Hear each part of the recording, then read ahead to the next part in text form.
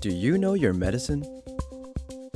Weed Maps and SC Laboratories bring you an educational series on the science of clean and safe cannabis. Today's cannabinoid profile is on Delta-9 tetrahydrocannabinol. Hi, I'm Dr. Bonnie Goldstein, and I've been educating patients about cannabis for a number of years.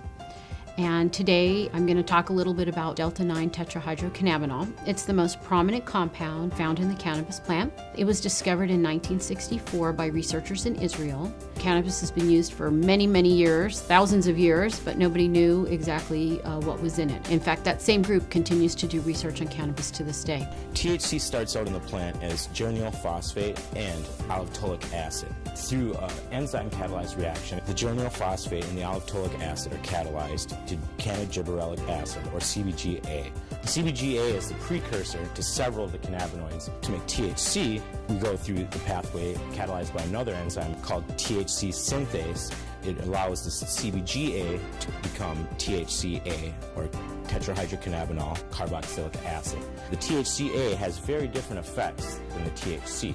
Now with heat or over time, the THCA can decarboxylate into THC. This carboxylic acid renders this compound virtually non-psychoactive. And what's interesting about THC, or Delta-9 THC, is that it has so many different effects on humans. And in about the 1990s or so, it was found that humans have cannabinoid receptors, and there have been two identified, CB1 and CB2. And THC binds to these receptors, causing a change in the function of the cell where it's binding. So what are some of the effects or changes that we see with THC? THC is well known to turn off nausea. It turns off the vomiting.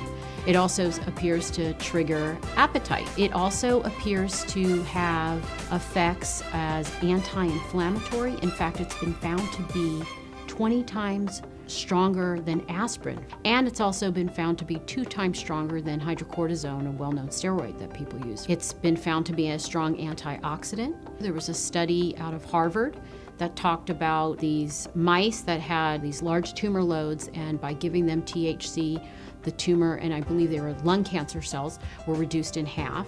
There's also was a study in humans where THC actually reduced or decreased the tumor cells for this specific type of brain cancer. THC has been found to be helpful for patients with PTSD, post-traumatic stress disorder. And there are a number of current studies going on right now looking specifically at using THC to treat PTSD. THC has also been found to help patients with Tourette's syndrome. And Tourette's is very difficult to treat overall because the medications that can help often have very significant side effects, especially in young people.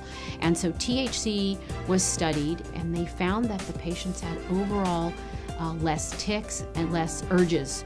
SC Labs tests for THC using an HPLC, also known as a high-performance liquid chromatograph. There's basically 2 methods out there to test for THC in cannabis. Some people use an HPLC, other people use a GC. The problem with the GC, or gas chromatograph, is that the process actually heats the cannabis up and measures it based on the boiling point of the different constituents in the resin. Picture trying to weigh a piece of paper by setting it on fire and placing it on a scale.